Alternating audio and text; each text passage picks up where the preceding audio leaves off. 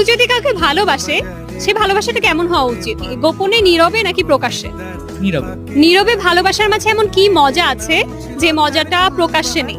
আমার মনে হয় ভালোবাসা আসলে দেখানোর জিনিস না।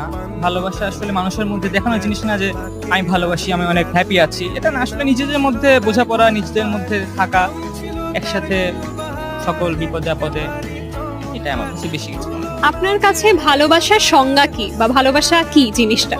এটা একটা কঠিন প্রশ্ন। ভালোবাসা তো আপেক্ষিক বিষয়, এক একজনের কাছে এক এক রকম ভালোবাসা। খুবই ফ্র্যাঙ্ক, কেউ দেহ খোঁজে, কেউ মন খোঁজে। আমার কাছে ভালোবাসা মানে হলো দুজন মিলে ভালো থাকা, আর কিছু না।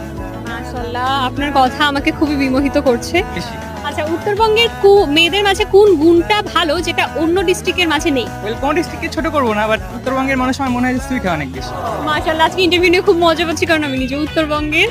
ওকে, পাবনার বিখ্যাত খাবার কি? সব বিখ্যাত, বাট